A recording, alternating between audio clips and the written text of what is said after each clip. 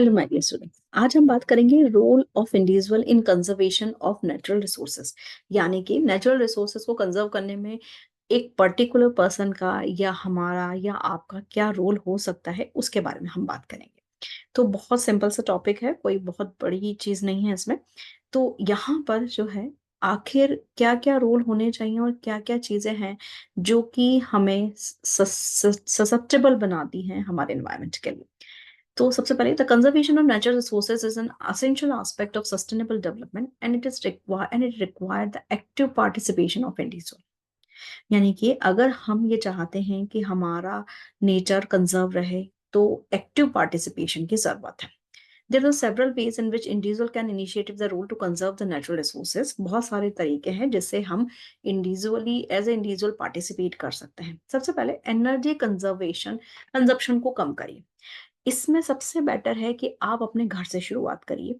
अगर आपके घर पे कोई अप्लायंसेस जबर से चल रहा है, जो कि अभी यूज नहीं हो रहा है, नॉट इन यूज, तो उसके जो है बल्ब बंद करिए, उसका अप्लायंसेस बंद करिए, उसका स्विच बंद करिए।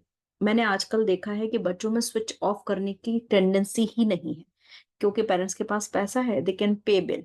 लेकिन आप बिल तो पे कर रहे हैं, लेकिन जब इलेक्ट्रिसिटी बनेगी नहीं तो पे किसका करेंगे? तो यहाँ पर एक बड़ी, और फिर आप जो है गवर्नमेंट को दोष देते हैं। तो सबसे पहले बच्चों में ये हैबिट डालिए कि नहीं, आप उठ रहे हैं तो you have to switch off the light, you have to switch off the fan, you have to switch off the AC. ठीक है, ये टेंडेंसी आपको अपने बच्चों में डालना है। अगर आप बाथरूम से बाहर निकल रहे हैं तो स्विच ऑफ करिए, एग्जॉस्ट बंद करिए, एसी, आपका गीजर का स्विच बंद करिए। तो that tendency we have to put in our children और इन आवर फ्यूचर जनरेशन। ठीक है। सेकंड थिंग, जो कि हमारे नेचुरल रिसोर्सेज का बड़ा पार्ट है, जो कि हम जितने भी रिसोर्सेज अगर उनको हम कंजर्व करेंगे, यानी कि अगर बचाना चाहते हैं, तो वो बहुत इंपॉर्टेंट है, बहुत अच्छा होगा। इसमें कंजर्वेशन ऑफ वाटर एक इम्पॉर्टेंट है। तो अगर कहीं से वाटर लीक हो रहा है तो उनको रिपेयर करिए। ड्रिप इरिगेशन के बारे में हम वाटर रिसोर्सेज में पढ़ चुके हैं डिटेल में। तो ड्रिप इरिगेशन सिस्टम करेंगे तो इरिगेशन सही होगा और एफिशिएंट होगा और कम पानी में होगा। वो रेन वाटर हार्वेस्टिंग प्रोड्यूस करना चाहिए। Continuous running of water tap जो है उसको कम करना चाहिए, यानी कि कहीं खराब हो रहा है तो आप भाई जल्दी से जो है बुला के प्लम्बर को ठीक करा लीजिए। इसके अलावा वाटरिंग ऑफ प्लांट जो है बहुत ढंग से करना है, ऐसा नहीं कि पाइप खोला छोड़ के कर दिया है। स्प्रिंग जो है स्प्रिंकल फॉर्म में आप करेंगे तो जल्दी, कम पानी में जल्दी हो जाएगा। अभी मैं थोड़ी देर पहले इंस्टाग्राम पे एक रील देख रही थी, तो उसमें वो बता रहा था कि जो एसी का पानी है बेंगलुरु का, जो अगर आपने पढ़ा हो न्यूज़पेपर में, तो बेंगलुरु में बहुत ज्यादा वाटर शॉर्टेज चल रही है। तो वो ये बता रहे थे कि अगर एसी में से जो पानी निकलता है, अगर उसको प्रॉपर तरीके से आप स्टोर करोगे तो भी बहुत पानी बच सकता है। तो वो एसी का जो पानी निकलता है ना, उसको स्टोर करने के तरीके बता रहे थे। तो हमें इस तरीके के एस्पेक्ट्स लगाने पड़ेंगे, तभी जाके पानी बचेगा। उसके बाद जो है वेस्ट को रिड्यूस करना। वेस्ट को आप रिड्यूस कर से कैसे कर सकते हो? वेस्ट को रिड्यूस कर सकते हैं हम 3R मेथड से। 3R मेथड मतलब कि 3R, that is the 3R system: recycling, reducing and reusing. यानी कि किसी भी चीज को आप पहले रिसाइकिल मोड पे जाइए, उस चीज की जरूरत ना हो तो उसको ना खरीदिए या रिड्यूस करिए, और चीज खरीद ली है तो उसको रीयूज करिए। पानी की बोतल खरीद ली है तो पानी की बोतल जो अब खत्म हो गई है, पानी का उसमें पानी खत्म हो गया है, तो अब आप उसको रीयूज करने की कैपेसिटी करिए। उसमें उसको कट करके उसमें गमला लगा लीजिए, या मतलब गमला मतलब पौधा लगा लीजिए। इसके अलावा आप उसमें जो है कुछ चीज फिल करके रख सकते हैं, उसे डेकोरेटिव बना सकते हैं। तो इस तरीके से आपको 3R सिस्टम से आप वेस्ट को काफी हद तक रिड्यूस कर सकते हो। Choosing the sustainable transportation. Sustainable transportation मतलब कि आप कहीं पास में जाना है तो वॉक करके जा सकते हैं, बाइक के हेल्प से जा सकते हैं, पब्लिक ट्रांसपोर्ट की हेल्प से जा सकते हैं, बनस्पत की आप जो है अपना कार यूज कर रहे हैं, या आप जो है इसके अलावा आप कार पूलिंग जो है, कार पूल करना मतलब कि अगर एक ही ऑफिस में 3 लोग एक ही जगह से जा रहे हैं, तो अलग अलग गाड़ी में ले जाके एक ही गाड़ी में जा सकते हैं, तो इसे कार पूलिंग करना कहते हैं। ठीक है। सस्टेनेबल बिजनेसेस को सपोर्ट करना। सस्टेनेबल बिजनेस मतलब कि ऐसे बिजनेस जो रिसाइकिल मटेरियल से बनते हैं। रिसाइकिल मटेरियल मतलब कि जो बिजनेस जो है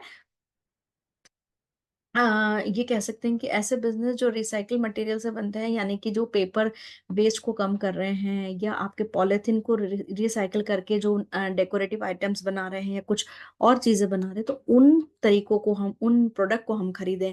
जैसे आप देखिए बाँस के, बैम्बूस के उससे साड़ियाँ बन रही हैं, पर्स बन रहा है, तो उनको अगर हम खरीदेंगे तो उनको प्रमोशन मिलेगा और कहीं न कहीं वो चीज़ें आगे प्रमोट होंगी। ठीक है? वो चीज़ हम कर सकते हैं। इसके अलावा जो है फॉरेस्ट का कंज़र्वेशन तो मस्ट है। फॉरेस्ट का कंज़र्वेशन करोगे तो बहुत सारी चीज़ें एक साथ जो हैं आपके, ये कह सकते हैं कि फॉरेस्ट का कंज़र्वेशन आप कैसे कर सकते हैं? बहुत सारे ट्रीज़ लगाइए, नॉन टिम्बर प्रोडक्ट्स को प्रमोट करिए, ग्रासिंग का कंट्रोल करिए। ग्रासिंग मतलब जो ग्रेज़िंग होता है, एनिमल्स की ग्रेज़िंग है, उसको कंट्रोल करिए कि उनके लिए एक पर्टिकुलर अलग फार्मलैंड बना सकते हैं यहाँ। पेपर और फ्यूल का यूज़ कम से कम हो, यानी कि इसके अलावा dam, roads, building, apartment, malls, complexes इनका कंस्ट्रक्शन कम से कम हो। लेकिन हाँ, एक तरफ हम ये कहते हैं, बच्चे ये कहते हैं कि आप तो कहती हैं कि फिर रोज़गार कैसे डेवलप होगा, एम्प्लॉयमेंट कैसे जनरेट होगा? बिल्कुल सही है। लेकिन ऐसा नहीं है कि हर जगह अपार्टमेंट बनाने की ज़रूरत है या हर जगह मॉल बनाने की ज़रूरत है। मतलब कि ज़मीन खाली पड़ी है, मॉल बना दो, ज़रूरी नहीं है। अगर उस सिटी में ज़रूरत नहीं है, तो नहीं चाहिए वहाँ। ठीक है? तो वो जो चीज़ है कि ज़रूरत के हिसाब से ठीक है, लेकिन आप फॉरेस्ट को काट के तो मत बनाइए। Use a rule if you cut down a tree, plant 2 और मोर ट्री, यानी कि ये रूल हमारे साथ होना चाहिए कि, और गवर्नमेंट को इसके बारे में बहुत स्ट्रिक्ट होना चाहिए कि 1 प्लांट कट रहा है तो 10 लगने चाहिए।